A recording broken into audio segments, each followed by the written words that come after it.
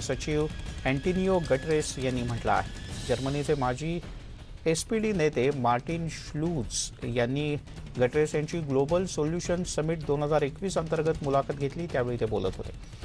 जगभरात असलेली सध्याची लसीकरणाबद्दलची स्थिती या विषयावर ही 2 दिवसांची व्हर्च्युअल परिषद आयोजित करण्यात आली. जागतिक लसीकरण धोरणात सगळ्यांनी मिळून शिस्तबद्ध प्रयत्न करून समन्वय राखणे आवश्यक आहे. कोवॅक्स या मोहिमेमध्ये आर्थिक अडचणी आहेत, त्यावर सुद्धा तोडगा निघालेला नाही. त्यामुळे कोवॅक्स मोहिमेला आम्हाला पूर्ण निधी द्यावा लागतोय. तसंच पुरवठ्याच्या प्रश्नावर सुद्धा अद्याप तोडगा निघालेला नाही, असं गटरेस म्हणाले. आतापर्यंत ज्या घोषणा झाल्या त्या पुरेशा नाहीत, त्यापेक्षा कितीतरी जास्त काम करणं गरजेचं असल्याचंही त्यांनी नमूद केलं.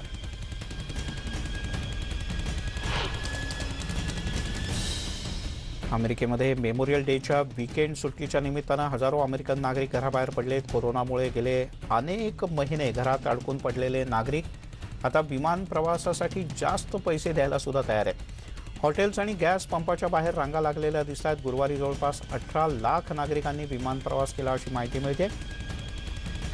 मार्च 2020 नंतर एकाच दिवसातल्या प्रवाशांचा हा उच्चांक आहे. लसीकरणाचा वाढलेला वेग आणि अर्थव्यवस्थेत झालेल्या सुधारणांमुळे लोकांना बाहेर पडण्यासाठी हुरूप आलाय. लास वेगास, हवाई आणि मायटल बीच तसंच साऊथ कॅरोलिना इथे पर्यटकांची गर्दी दिसते. कोरोनाच्या आधीच्या दिवसांसारखीच गर्दी दिसायला लागल्यानं प्रशासनानं सुद्धा सुटकेचा निश्वास सोडलाय.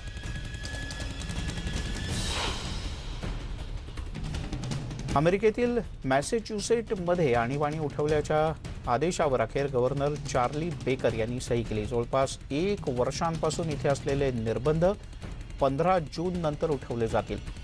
कोरोनाशी लढा आता जवळपास संपला आहे, असं बेकर यांनी म्हटलंय. मात्र सार्वजनिक वाहनांसह काही ठिकाणी मास्क अद्यापही बंधनकारक आहे. तसंच काही दुकानांमध्ये ग्राहकांना मास्क घालणं अनिवार्य असणार आहे. जूनच्या मध्यापर्यंत 41 लाख स्थानिक रहिवाशांचं लसीकरण पूर्ण झालेलं असेल, असा विश्वासही बेकर यांनी व्यक्त केला.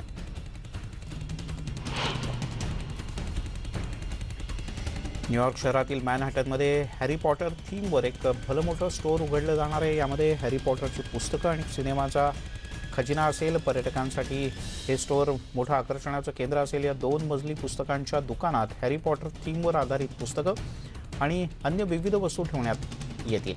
तसंच हॅरी पॉटरच्या सिनेमातील दृश्यसुद्धा दाखवण्यात येतील. आता कोरोना महामारी संपत आली आहे आणि हीच दुकानं उघडण्याची योग्य वेळ आहे. पर्यटकांना हे आवडेल असा आमचा विश्वास आहे, असं वॉर्नर ब्रदर्स रिटेल एक्सपिरियन्सचे कार्ल ट्युरंट यांनी म्हटलंय. हॅरी पॉटरच्या सिनेमातील आवडलेल्या गोष्टींवर, दृश्यांवर चर्चा करण्यासाठी इथे खास खोल्याही तयार असतील. 6 जूनला या दुकानाचं उद्घाटन होणार आहे.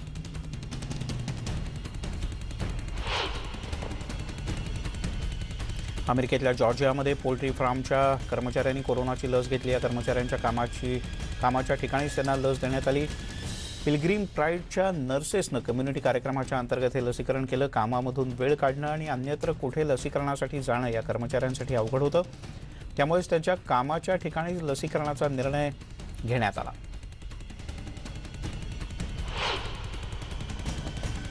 मलेशियामध्ये संपूर्ण लॉकडाऊन करण्यात येणार आहे. शुक्रवारी एका दिवसात 8,000 पेक्षा जास्त रुग्ण सापडल्यानं हा निर्णय तडकाफडकी घेण्यात आला. 1 ते 14 जूनच्या पहिल्या टप्प्यातल्या लॉकडाऊनमध्ये अत्यावश्यक सेवा वगळता सर्व सामाजिक आर्थिक क्षेत्र पूर्ण बंद राहतील, असं मलेशियाच्या पंतप्रधान कार्यालयानं प्रसिद्ध केलेल्या निवेदनात म्हटलं आहे. देशभरात हॉस्पिटलमध्ये बेडची क्षमता तातडीनं वाढवण्याचे आदेश देण्यात आलेत.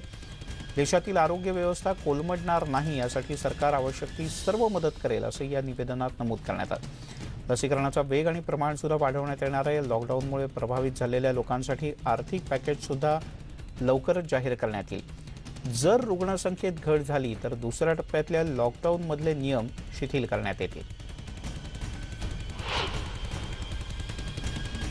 पोलंडमध्ये रेस्टॉरंट्समध्ये ग्राहकांना आतमध्ये बसून खाण्याची परवानगी आता देण्यात आली. त्यामुळे ग्राहकांच्या सेवेसाठी आता रेस्टॉरंट्स सज्ज झाले आहेत. गेले अनेक महिने अनेक निर्बंधांमुळे हॉटेल व्यवसाय हा बिकट अवस्थेत पोहोचला होता. कोरोनाच्या रुग्णांमध्ये घट झाल्यानं आता हॉटेल्स आणि रेस्टॉरंटमध्ये 50% ग्राहकांना बसण्याची परवानगी देण्यात आली. तसंच विवाह सोहळ्यासाठी फक्त 50 जणांच्याच उपस्थितीची परवानगी आहे.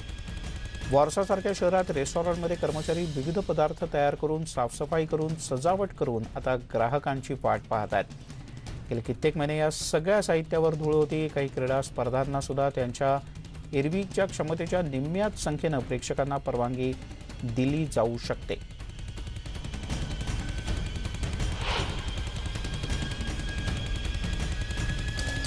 कोविडच्या लसीकरणासाठी आता दक्षिण आफ्रिका आणखीन वाट पाहू शकत नाही, असं वक्तव्य दक्षिण आफ्रिकेचे अध्यक्ष सिरिल रामाफोसा यांनी केलं आहे. फ्रान्सचे अध्यक्ष इमॅन्युएल मॅक्रॉन यांची प्रिटोरियामध्ये त्यांनी भेट घेतली. या उभयतांमध्ये सविस्तर चर्चा झाली. दक्षिण आफ्रिकेला लस उत्पादित करण्यासाठी आवश्यक ती सर्व मदत करणार असल्यानं यातले अडथळे मुख्य आता दूर होतील आणि लवकरच इथे लसीची निर्मिती सुरू होईल, असं मॅक्रॉन म्हणाले आणि त्या परस्परांनी एकमेकांचं अभिनंदनही केलं.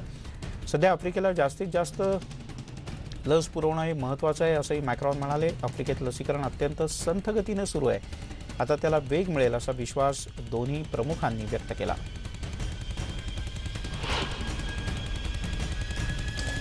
12 ते 14 वर्ष वयोगटातील मुलांसाठी फायझर आणि बायोएटेनची लस वापरता येऊ शकते, अशी शिफारस युरोपियन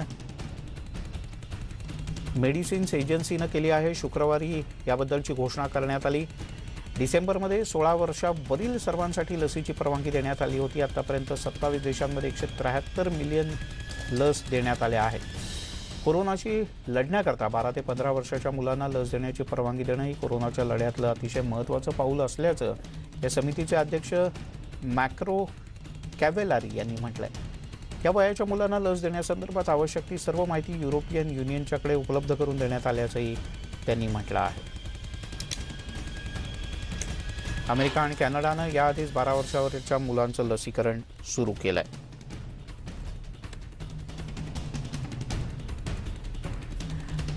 जास्तीत जास्त अमेरिकन नागरिकांनी लस घेतली आहे. बाकीच्यांचं लसीकरण युद्धपातळीवर सुरू आहे. त्यामुळे अमेरिकेचं भवितव्य हे निश्चितच उज्ज्वल आहे, असं राष्ट्राध्यक्ष जो बायडेन यांनी म्हटलंय.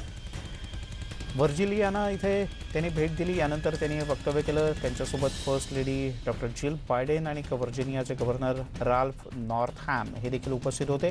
ज्यांनी लस घेतली अशा अमेरिकन नागरिकांचे आम्ही आभार मानतो आणि अभिनंदन करतो, असं राष्ट्राध्यक्षांनी म्हटलं. आतापर्यंत 51% नागरिकांचं लसीकरण पूर्ण झालंय आणि जास्तीत जास्त नागरिकांनी लवकरात लवकर लस घ्यावी असं आवाहनही त्यांनी केलंय. शुक्रवारी व्हर्जिनिया इथल्या विविध प्रकारच्या निर्बंधांना हटवण्यात आलं आणि यानंतर जो बायडेन इथे पोहोचले होते.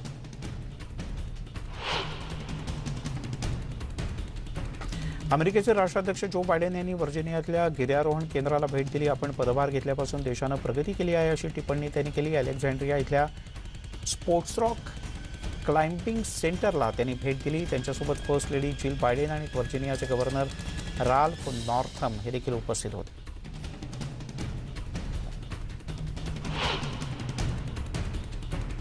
जर्मन चान्सलर अंजेला मार्केल यांनी शुक्रवारी कोरोना प्रतिबंधक लसीवरील पेटंट नियम शिथिल करण्यासाठी विरोध दर्शवला. ग्लोबल सोल्युशन समिट 2021 मध्ये इटालियन पंतप्रधान मारिओ ड्रॅगी यांच्यासोबत बोलताना मर्केल म्हणाल्या की भविष्यात पेटंट्स किंवा नवी आपत्ती अशी पेटंट्स नसल्यामुळे फार्मास्युटिकल कंपन्या सर्वात जास्त गरज असलेल्या ठिकाणी गुंतवणूक न करण्याचा धोका निर्माण होऊ शकतो.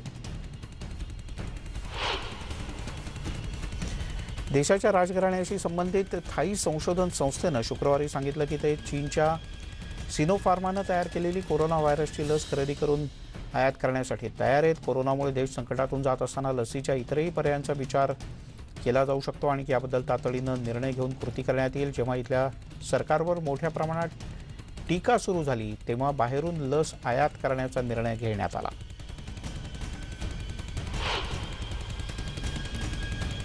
मेमोरियल डेच्या निमित्तानं अमेरिकेच्या सैनिकांना त्यांच्या सेवेबद्दल आभार मानण्यासाठी कृतज्ञता व्यक्त करण्यासाठी राष्ट्राध्यक्ष जो बायडेन शुक्रवारी हॅम्प्टनमध्ये वाय जॉईंट बेस लँगले इथे पोहोचले. दरम्यान यावर्षीच्या शेवटी अफगाणिस्तानातून सैन्य काढून घेण्याच्या त्यांच्या अलीकडच्या निर्णयावर सुद्धा बायडेन यांनी पुन्हा एकदा भाष्य केलं. अमेरिकेच्या प्रदीर्घ युद्धात अनेक वेळेला सेवा बजावलेल्यांचे आभार मानायला सुद्धा बायडेन विसरले नाहीत.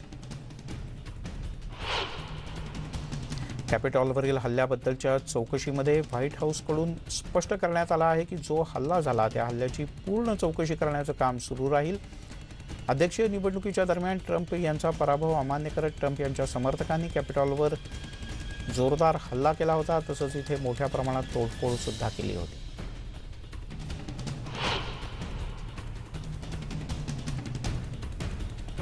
अमेरिकेच्या उपराष्ट्रपती कमला हॅरिस यांनी शुक्रवारी US नेव्हल अकॅडमीतील पदवीधारकांना दिलेल्या पदवीदान समारंभाच्या मुख्य कार्यक्रमात भाषण केलं. कोरोनावरची साथ आटोक्यात आणण्यासाठी संरक्षण दलांनी सुद्धा मोठं सहकार्य केलं असंही त्यांनी म्हटलं. हवामानातील बदल आणि सायबर सुरक्षेच्या आव्हानांच्या संदर्भात इथून पुढच्या काळात सुरक्षा यंत्रणांनी लक्ष केंद्रित करायला हवं असंही त्यांनी नमूद केलं.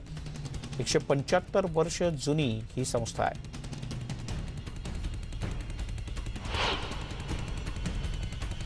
कोलंबियामध्ये पोलीस आणि निदर्शकांमध्ये जोरदार संघर्ष झाला. गेल्या महिन्याभरापासून कोलंबियात टॅक्स वाढल्याच्या निषेधार्थ शेकडो लोकांनी रस्त्यावर उतरून आंदोलन केलं. राजधानी बोगोटाच्या बाहेर पोलिसांनी आंदोलनकर्त्यांवर पाण्याचा फवारा सुद्धा मारला, तर निदर्शकांना आवरण्यासाठी विविध प्रकारचे प्रयत्न केले, तर आंदोलनकर्त्यांनी पोलिसांच्या दिशेने दगड फेकले. सुरुवातीला सरकारच्या धोरणांविरोधात ही रॅली काढण्यात आली होती, मात्र नंतर पोलिसांच्या क्रूर वर्तनाबद्दल तक्रारी वाढू लागल्या. निदर्शनं आणि आंदोलन करण्याचा हक्क मिळाला पाहिजे अशी मागणी सुद्धा करण्यात आली. कोलंबियात काही ठिकाणी रस्ते अडवण्यात आले, त्यामुळे इंधनाची कमतरता जाणवते. अन्नधान्याच्या किमतींमध्ये सुद्धा वाढ झाली.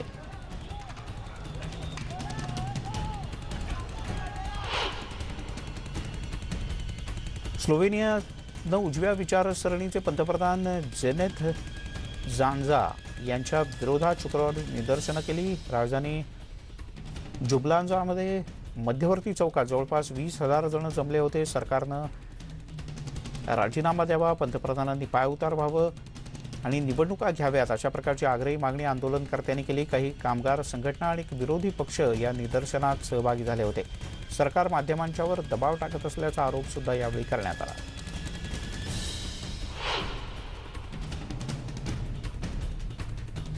पूर्व जेरुसलेममध्ये शुक्रवारी शेकडो इस्रायली निदर्शकांनी जोरदार निदर्शनं केली. जेरुसलेममध्ये काही पॅलेस्टाईन नागरिकांना हाकलून देण्यात आलं, त्याचा निषेध म्हणून हे आंदोलन करण्यात आलं. ही रिअल इस्टेटशी संबंधित समस्या असल्याचं इस्रायलचं म्हणणं आहे. मात्र ज्यू लोकांचे हक्क अबाधित राखण्यासाठी इस्रायलच्याकडून जाणीवपूर्वक असा भेदभाव केला जात असल्याचं सामाजिक कार्यकर्त्यांचं म्हणणं आहे. कुटुंबियांना हाकलून दिल्याबद्दल न्यायालयात खटला सुरू आहे. गेले काही आठवडे पॅलेस्टिनी निदर्शक आणि पोलिसांच्यात संघर्ष सुरूच आहे.